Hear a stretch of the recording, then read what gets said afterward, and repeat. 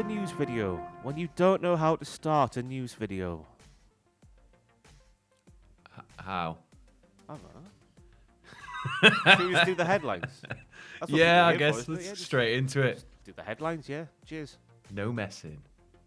We have news of an AEW star returning from injury next month. We have news of released WWE superstars who are unable to wrestle in America. And we have news of an AEW talent who is to star in a major movie. Find out which wrestler and which movie during the course of this here news video. So, of course, during last night's Dynamite, we had the latest chapter in the story of Team Taz. There is dissension in Team Taz. You see on one side, Sam, you've got Taz. You've got his offspring, who was made from his seed. I've been watching that DX parody of Vince McMahon and Shane McMahon recently, so that just came to mind there, because of course Shane McMahon is the product of Vince McMahon's semen.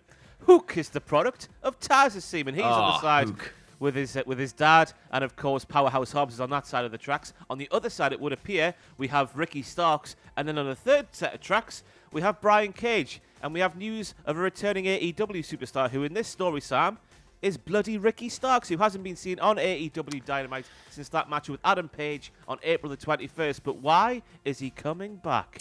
Well, he's been out of action recovering from neck surgery, so it must be time for him to return. He must be fully rested up, fully healed, and ready to go. So that's always good news, isn't it? July the 14th, the night of Fighter Fest. Night 1 to be precise. We'll see FTW champion Brian Cage defending his title against Ricky Starks as Taz attempts to let his feuding roster stable members let off some steam, which is a weird way to have them do that. Just send them down to the sauna for a spa day or something, you know? Who doesn't get relaxed in a spa day? Why have to do the wrestling, yeah? He's a bit too brutal for his own good. He's probably going to wait for the winner, lift the arm, and then Kata Hajime straight in behind him. Kata Hajime. Bless you as well. But yeah, could you imagine if, say, Ricky Starks beats Brian Cage? What's that going to do for the morale of Team Taz? Completely decimate it. I don't know what's going on. Taz he's got his own methods, doesn't he? He's got his own methods, and it's all going to be some sort of resolution in the madness. But it's a weird way to go with things. Taz, sometimes you do just need to fight it out, you know? As we've seen here at Cultaholic many times. Many times in the past. Anyway, released WWE superstars unable to wrestle in America, ? We have news from Cassie Lee and Jessie McKay, who of course are the former iconics of WWE fame. They appeared on Renee Paquette's Oral Sessions, talking about their potential. I say potential, it's going to happen. Their professional wrestling return. Sam, what did they have to say? They said the difficult thing is for us that we still don't have our green cards, so we're not allowed to work until we get those, or we can find some sponsorship anywhere else. We're so excited. We have this freedom and we have so many ideas, but pump the brakes, we can't do any of it. The podcast that we're doing, we're not making any money off it. It's purely to get our name out there and stay relevant. It's tough knowing we have all these things we want to do, but can't do it. We're in this holding pattern right now. There's literally nothing we can do. It's just waiting. This is massive news, which I was unaware of until I did that Straight to Hell with Chelsea Green, a former WWE fame, because she let me know that green cards are sorted out by the companies you work for. So when a professional wrestler gets released in America, and they're not from America, that's a massive issue that no wrestling fan really knows about. Unless you have citizenship, I'd imagine, it'll all be kind of tied back to the employer. You are in the country to work for that employer, and if that employer doesn't want you to work there anymore, you got to find somewhere else to work, otherwise you got to go home. And the thing is, people kind of skirt this all the time in the real world. Like, people do kind of flaunt visas and try and stay longer, or try and, work without announcing it as work when they travel to countries. There's just all sorts of that kind of stuff, but it can lead in situations, say if anybody's out there going, well, they just wrestle. It can lead to situations like what happened with Mike Speedball Bailey, where he was unable to, just as he was breaking through as well to like a much bigger US audience, he was unable to come into America for 5 years because he got caught late on a visa. So it's such a huge deal, and I'm just happy that they are planning on getting it sorted, because we can't be without any more of these two. We just can't. They need to be back in the wrestling sphere, and they need to be proving WWE wrong. Tony Khan, get it sorted out, will you, pal? Come on, we're waiting, Tony Khan. But Speedball Bailey's just got the period of the 5 years just came up recently. Yeah, the all clear, so he's able to return soon, I'd imagine. God, could you imagine the Iconics 5 years like that? Oh, unbearable scenes there. I say Ridiculous. unbearable scenes. We've got all wrestling at our fingertips. It wouldn't be the end of the world, would it? We can watch them anywhere. News now of British wrestling legend Doug Williams competing on the WWE Network this weekend, Sam. We are in the weirdest timeline, but of course ICW up there in the Scotland, just up the road from us here in Newcastle upon Tyne. They are now, of course, on the WWE Network. They have been for a while, and Doug Williams will be doing the wrestling, Sam. Who will he be doing it against?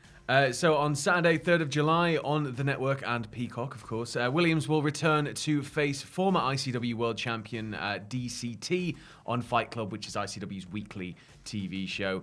Williams is making a return to wrestling following a retirement announcement in 2018. But as we know in the world of wrestling, retirement don't last long, and it don't often mean anything. Look at Terry Funk. Look at Happy Mick Foley. birthday, Look at Terry Ric Funk, Flair. for yesterday as well. I think he's 77 Oh, now. Bless happy the birthday, Funker.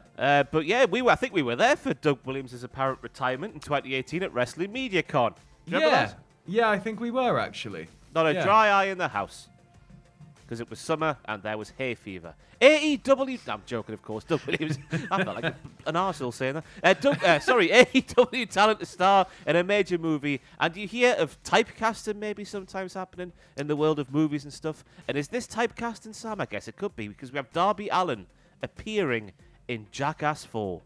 Yeah, I mean, skating has always been a big part of the Jackass sphere, even stemming back to the CKY days, and it's all very awkward in the fact we don't have Bam in Jackass 4, but it doesn't surprise me that with less of the original Jackass crew, Bam's not in Jackass 4. There's a whole restraining order for anybody that doesn't know involving the director and everything else.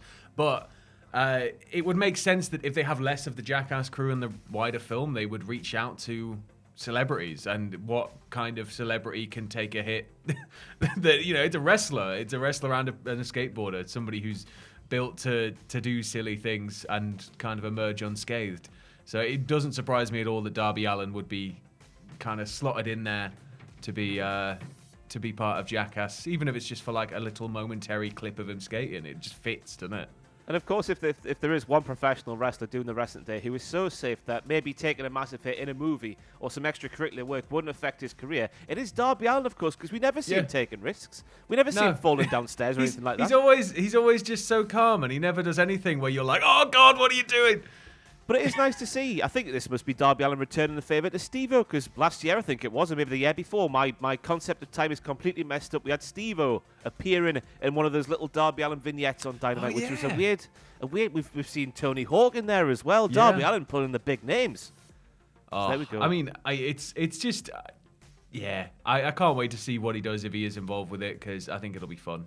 And if you're gonna be dumb, you got to be tough, and you can't be tough. This is terrible. This is me being a radio presenter. You got to get back up. You got to get back up and then go to the cinemas on October the 22nd, because that's when Jackass 4 is coming out. That was awful. I've been Ross. He's been Sam. Thank you for watching Jackass 4.